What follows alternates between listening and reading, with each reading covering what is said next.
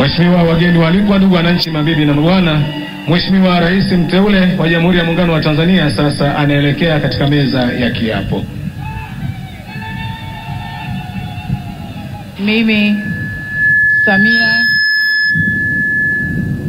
Mimi Samia Suluhu Hassan naapa kwamba nitakuwa mwaminifu kwa Jamhuri ya Muungano wa Tanzania na kuitumikia kwa moyo wangu wote, na kwamba nitaihifadhi, nitailinda na kuitetea Katiba ya Jamhuri ya Muungano wa Tanzania kwa mujibu wa sheria iliyowekwa. Ewe Mwenyezi Mungu nisaidie.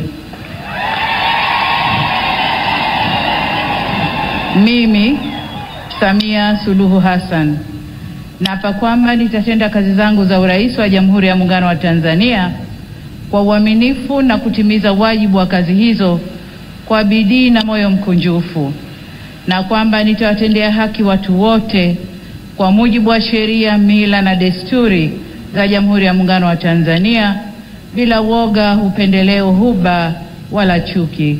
Ewe Mwenyezi Mungu nisaidie.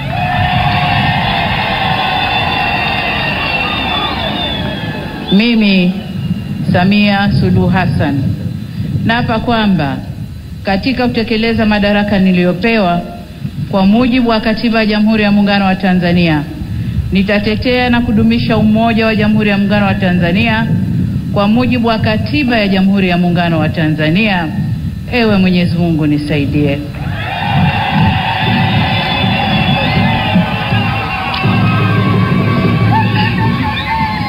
Mheshimiwa wageni waalikwa, ndugu wananchi, mabibi na mabwana, tayari Mheshimiwa Rais wa Jamhuri ya Muungano wa Tanzania na Amiri Jeshi Mkuu ameshakula kiapo na sasa anasaini hati ya kiapo chake.